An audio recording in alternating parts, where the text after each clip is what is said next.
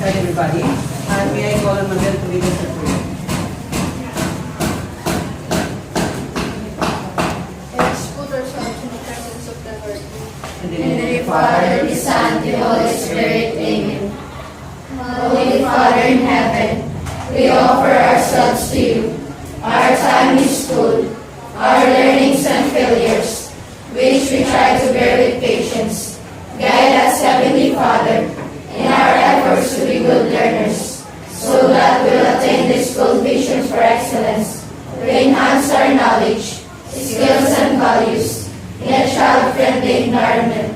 We pray to the Holy Spirit and the most sacred heart of Jesus, through the intercession of Mary, our Mother, that we may be good children of God, and let us the way to be a kind of persons you want us to be. Amen. In the name of the Father, the Son, and the Holy Spirit. Amen. please be seated. Anybody who is absent? None. Good. Let us give high applause for ourselves. Now, we are honored this afternoon because we have two visitors. One of this school, Miss Caridad Celia. Another is Maria Susan Vita Luca, teacher 3 of this school also. Thank you, ma'am, for gracing this activity today. Now, before going to the main lesson, let us review first on how to divide polynomials, particularly using synthetic division and long division method. I want a volunteer to read the problem. What is the quotient if 2x cubed minus 9x squared plus 13x minus 12 is divided by x minus 3 using synthetic division and long division methods? Did you understand the problem? Yes, sir. Now, I want two volunteers to solve the solution or to write the solution on the board and finally get the answer. One for synthetic division and another one for long division method. Now, who will solve using synthetic division? Yes, Liza May. And for long division method, Raika May. Please write your solutions on the board. After which, you are going to explain your work.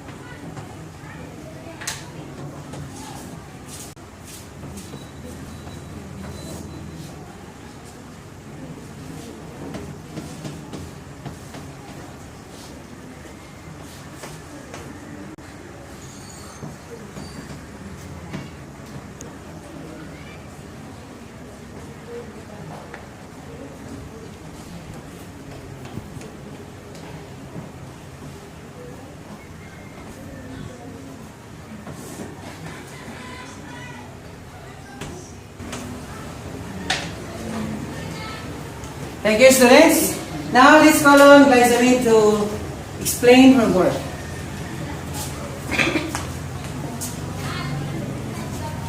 This method is what we call synthetic division. These numbers are the numerical coefficient of the dividend 2x cubed minus 9x squared plus 13x minus 12. Then this 3 is from the divisor, which is x minus 3. This number is from the first, this 2 is from the first term, 2x cubed, and negative 9 from the second term, negative 9x squared, then 13 from 13x, then negative 12 is from the constant number there. This 3 is from the divisor, negative 3, x minus 3. You will notice here that 3 is already positive because the rule says that we can use opposite signs. Then, we brought down 2. 2 is multiplied by 3 equals 6. 6 is added to negative 9 equals negative 3. Negative 3 times 3 equals negative 9. Then, negative 9 is added to 13 equals 4. 4 is multiplied by 3, then equals 12. Negative 12 plus 12 is equal to 0. The answer is 2x squared minus 3x plus 4. The 0 here means there is no remainder. Questions? None. Let us give a power clap to Glycerine. Go. Power. Now let's hear from Glycerine who solved using long division method. So, this is the process of long division method. 2x cubed minus 9x squared plus 13x minus 12 divided by x minus 3. First, we will divide the first term of the dividend by the first term of the divisor. So, 2x cubed divided by x equals 2x squared. After dividing, we will multiply the quotient to the divisor. 2x squared times x equals 2x cubed. 2x squared times negative 3 equals negative 6x squared. Then, we will proceed to subtraction. When you are subtracting, the rule says that you should change the sign of the subtrahend. So, since this is positive, this will become negative. We will also change the sign of the second term, and this will become positive. So, after changing the signs, we will now proceed to addition. Okay. So, 2x cubed plus negative 2x squared, 2x cubed equals 0. So, I'm not going to write it anymore. So, we will now proceed to the second term. Negative 9x squared plus 6x squared equals negative 3x squared. So, we will now break down the positive 13x. So, after that, we will divide again to the divisor. So, negative 3x squared plus 13x divided by x minus 3 equals negative 3x.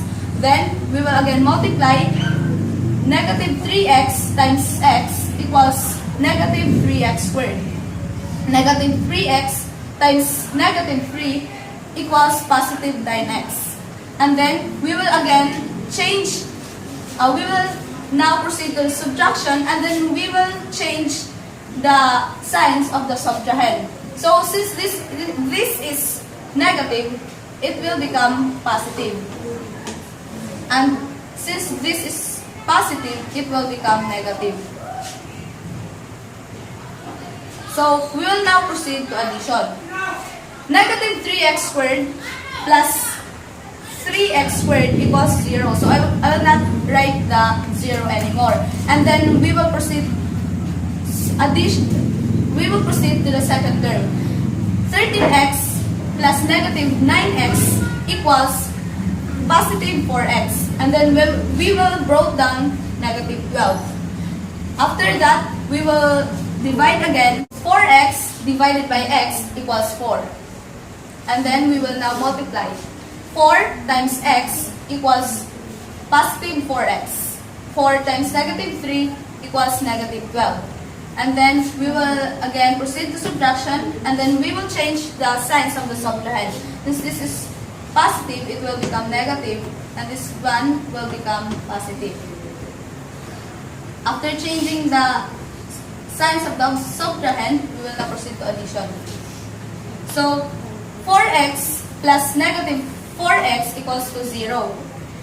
Negative 12 plus 12 equals 0. So the final answer is 2x squared minus 3x plus 4. Okay, do you have questions? Let us give power clap to write them in. Start. Power. Now you will see here two solutions on how to divide polynomials. This is the synthetic division method, and the other one is the long division method. I have a question. Which do you prefer to use in dividing polynomials? Is it synthetic division or long division method? Who would like to use synthetic division method? May I see your hands? What about those who prefer long division method? Okay, we have here contrasting ideas. Why not let's handle the issue using a debate? Do you like to have a debate? Yes, sir. Do you know what a debate is? Yes, sir. Yes. What do you know about debate? What do you know about debate? Yes, Jacqueline? It is a formal argument.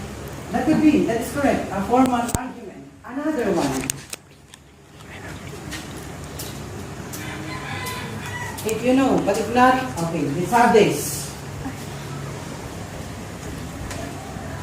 Debate is a formal argument in which two opposing teams propose or attack a given proposition or motion in a series of speeches. So based from the definition here, we can say that there are two teams involved. One team is the proposition team, and the second team is the opposition team. What is the stand of the proposition team? The proposition team agrees to the proposition, while the opposition team opposes or refutes to the proposition.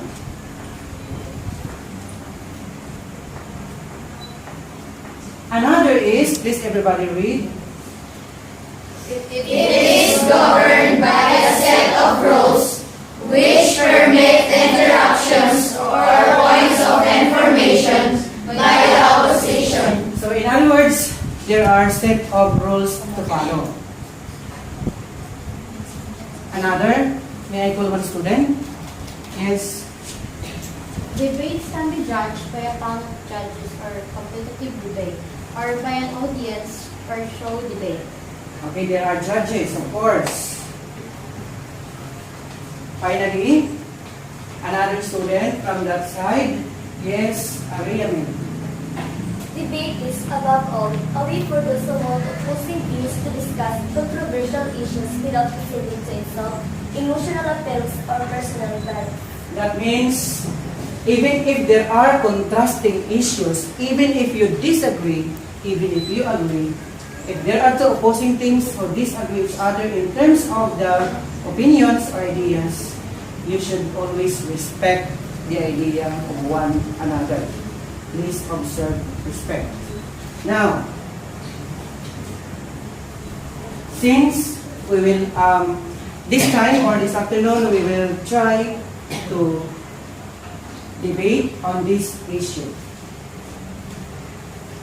Everybody read. Result. Synthetic division method is better than long division method in dividing polynomials. So this is what we call the issue or the motion or the proposition. This is our proposition. So based from this, we will have two things. I need volunteers. 3 from the proposition team and another 3 from the opposition team. Who will volunteer for the proposition team? Yes, please come here in front. And what about the opposition team? Jacqueline, Raikami, and Leonie. Please come here, stay in front. So you are for the proposition team. That means you agree that synthetic division method is better than long division method in dividing polynomials. And this group, you are in the opposition team. That means you disagree that synthetic division method is better than long division method in dividing polynomials. I will give you 5 minutes to formulate your position statements. And also do not forget to assign the first speaker, second speaker, and the third speaker of your team. You may start, ma'am.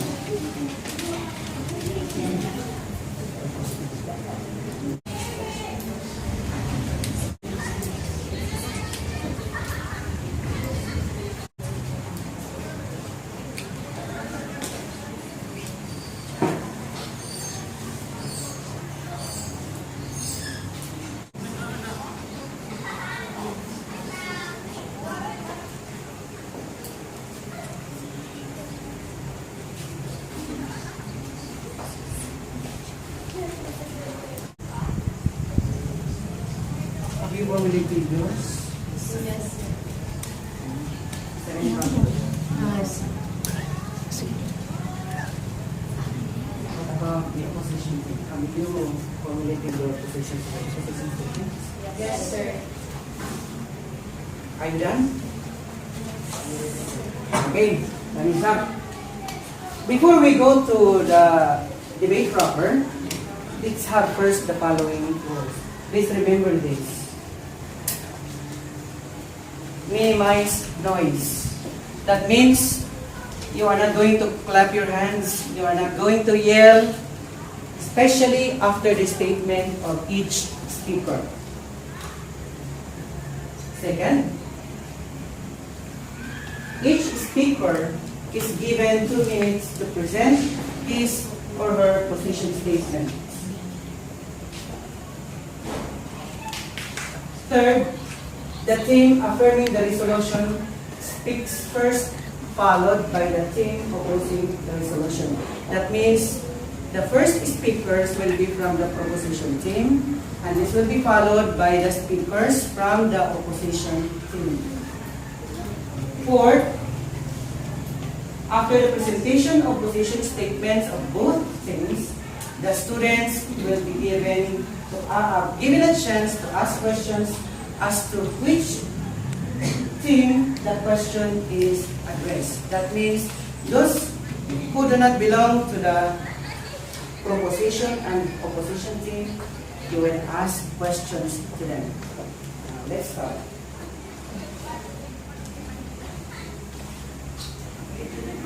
It's time let's hear the position statements of the proposition team. Are you ready? Yes, sir. The first speaker is John Mark. Good afternoon, everyone.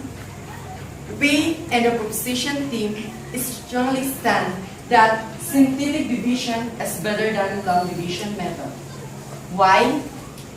As you can see in this example, synthetic division is a shortcut or shorthand method of dividing polynomials. And that is a special case of dividing linear factor.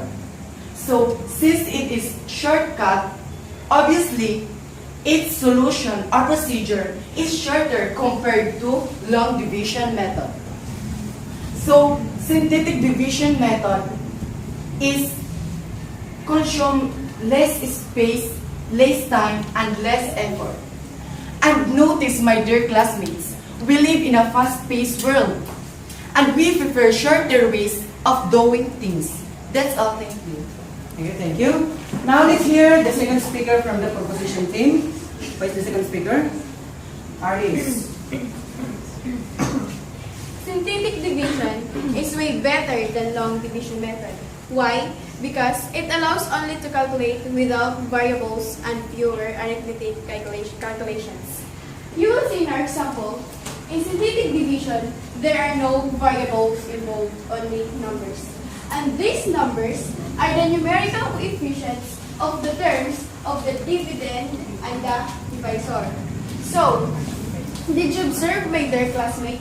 Obviously, in synthetic division, there are no variables. So, this is easier than long division method, wherein we are using variables, which is an additional burden for us, my dear classmates. Thank you. Okay, thank you. Now let's hear the third or the last speaker from the proposition team. Good afternoon, Brianne. Okay, start. Good afternoon, everyone. I strongly stand that synthetic division is more convenient to use than long division method because in long division method, it is more complicated. Why? As you can see here in the two examples, long division method uses three operations which are division, multiplication, and subtraction.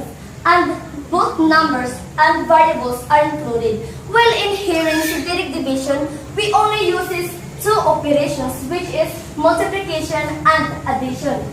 And obviously, the numerical coefficient is included. That's all. Okay, let us give, now let's give floor to the opposition team. Who is the first speaker? Okay, write the name. So, we in the opposition team respectfully oppose that synthetic division method is better than long division method in dividing polynomials because as we can see here in the process of dividing long polynomials using long division method, this is more familiar to the students like us. Because since elementary, we are already introduced to the process of dividing whole numbers. And dividing whole numbers is similar in dividing polynomials. And for us, the opposition team, it doesn't matter whether the method is short or long. Because what matters is we arrive at the correct answer. Thank you, Vitamin. Now the second speaker from the opposition team, Jacqueline. So, in support of what Miss Impictana says, that synthetic division is that long division method is better than synthetic division. Since it involves variables, we can say that we are hitting two birds in one stone.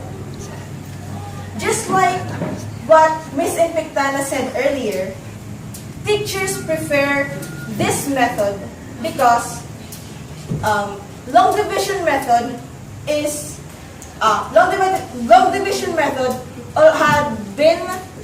is more common than synthetic division because since in our elementary days this method is already introduced. So there is no excuse in not knowing this kind of method. That's all. Okay. Now let's call on Bia Monique, the third speaker of the opposition team. We respectfully oppose the synthetic division method is better than long division method because, at what Riam said, long division method uses three operations, which are division, multiplication, and subtraction. And that's true that synthetic division uses two operations, while long division uses three operations. With that, the more operation used, the more skills develop. It also enhances the skills of the student in using basic operation. That's all. Thank you. This time, you are not going to ask questions. He will read your questions. Do you already have your questions, by the way? Yes, sir. Okay, one at a time. You can address the questions to both things or either of the two things. They will be the one to answer, or if you like to answer, it's okay also. Who will ask first? Or who will be the one to ask the question? The first one. Yes, Robin. What if you forgot to change the sign of the given divisor? Can you still arrive with the correct answer? Honestly, it's not our matter anymore. Because as what Glycom said a while ago here, as she explained the process in synthetic division, she said that the divisor, which is negative 3, should be changed into positive 3. And in fact, it's human error. That's all. This question is addressed to the proposition sign. When is long division method is less reliable than synthetic division? Long division method is less reliable all the time, especially on the event that gives limited time and for those students who have low IQ in mathematics. This question is addressed to the opposition side. Which is easier, dividing polynomials with numbers only or dividing polynomials with both numbers and variables? So, based on the proposition side, dividing polynomials using coefficient is easier than dividing polynomials with variables. But we are not just here, we're not here just for finding the right answer. We're also here to, just like what my team said earlier, we're also here not just to get the exact answer, but also to enhance the skills in solving polynomials using variables. So it doesn't matter if it is easier, it's longer, or it's shorter. The long division method enhances the student's skill in solving more complicated problems. Okay. Next question. Yes. This question is addressed to opposition side. What if since elementary, I am not yet mastered in dividing whole numbers? Can I use that kind of method? Especially it is more complicated because of the variables, and why? So just like what I said earlier, there is no excuse in not knowing this kind of method called long division method. Because since elementary, long division method is already introduced by teachers. And you're no human if you don't know long division method. Even grade 2 students know that kind of method. So, how can you not know that method? Even since elementary up to now in high school, teachers still teach that kind of method. So there is also this word called learning and knowledge. That's all. Thank you. Yes. Do you have the follow-up question? What if my IQ is low? What if your IQ is low? Teachers don't excuse pupils who have low IQ. If he or she What do you mean Don't- by the teachers do not excuse? example, sir, if a pupil doesn't know the method yet, then the teacher will pursue to know or will to teach more to the student or to the pupil. So there's really no excuse in not knowing that method. Next question, please. Yes. Again. This question is addressed to the opposition side. Okay. Address to the opposition side. As what you said a while ago that since elementary, long division is being discussed. But how can you say that until now, they still remember the process of that method? or I can say that they will still remember that kind of method because even we are now in high school, teachers still teaches us on how to use that kind of method. This question is addressed to the opposition side. What if the event is fun quiz-bee and obviously it has limited time to answer or to find the quotient? Is it possible to use the long division method? Yes, it is possible. Because we all know, when you are one of the students who are chosen to be on that competition, we all know for sure that you or that student should know the techniques on how to solve problems.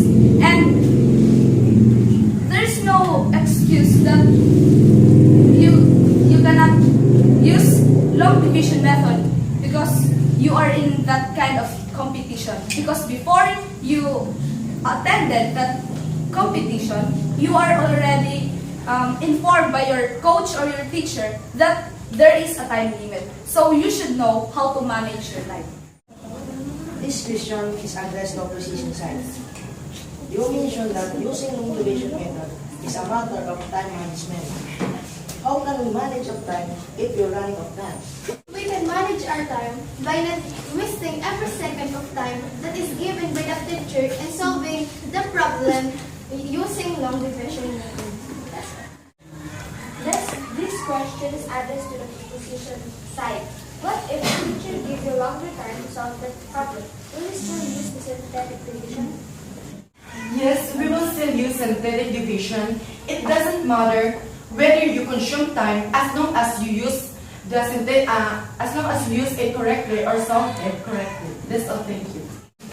This question is addressed to the proposition side. What if the divisor is a polynomial? Will you still use synthetic division? Yes, of course. You only have to do is to reduce it to a binomial form or easily find its factors. This question is addressed to the proposition side. What if the given division problem is having a divisor of which is polynomial, and you said a while ago that when the given divisor is polynomial, you are going to reduce it. Would it not consume more time? Why do you think so? Of course, it consumes time. But it consumes lesser time than in a long division method having a trinomial divisor, isn't it? CJ? This question is addressed to the proposition side. What if the teacher gives extra points for the solution? Are you going to still use synthetic division? Yes, because teachers are so considerate, and as long as you can come up with the correct answer, that would be included. In addition of Rio's answer, short solution doesn't matter of long solution because as long as you have a solution, you have a point. It's written. Okay. Do we have questions? No more. Now let's hear insights. Who will volunteer to give us insights? Insights on which do you prefer? Is it synthetic division or long division method, and why? Yes, Mabel. I prefer to use long division method because for me, long division method not just help us in obtaining the correct answer, it also enhances our skills in solving polynomials with variables, which is a great help in our studies. It also develops our knowledge in solving different operations such as multiplication, addition, and division. It is also more familiar than synthetic division because since elementary, we've already encountered this method. I prefer synthetic division method than long division method because synthetic division method uses only two operations unlike long division method. And as what they said a while ago, that synthetic division method consumes less time. So why do we need to solve long division methods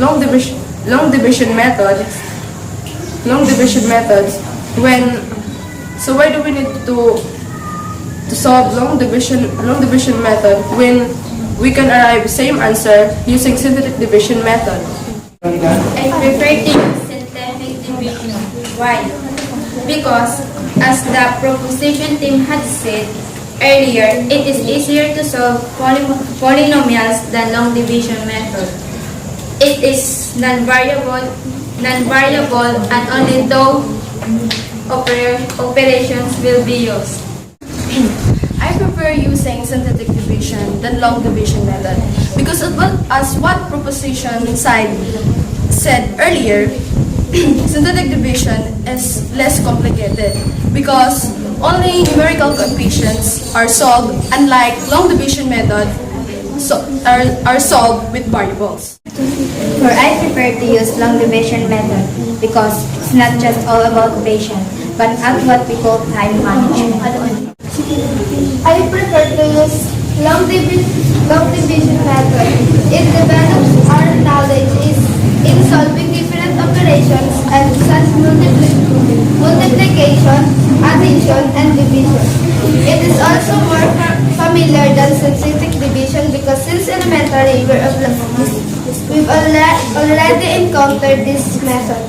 Okay. Now, always remember that both methods, the synthetic division method and the long division method, are advantageous. There are cases or situations that you can use synthetic division. There are also cases or situations that you can use long division method in dividing polynomials. Now, for the assignment for the next activity, we are going to do this one. I want everybody to read. Go. Write a critical reflection about what you learned from the activity.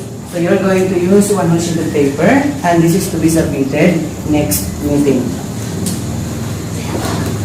Thank you, my dear students, and special thanks to our visitors, Ma'am Caridad and Ma'am Maria Susan. Let us give a power clap to ourselves. Go. Power! Now let's hear impression from our visitors. Good afternoon, everyone. Good afternoon, ma'am. I appreciate so much with the students of Sir Vera that you participated actively and you should you really learned the lesson taught by Sir Vera. That is why you were able to ask several questions, no? Whether it is for synthetic or the long method division. And as I said, almost all of you or all of you participated. I like you so much. I do have the same impression, especially with the way how the lesson has been presented to you through the debate. It gives you opportunity to express yourself as how you understand the lesson, and you are made to draw conclusions in your own way on that. Okay, thank you, ma'am. Thank you very much.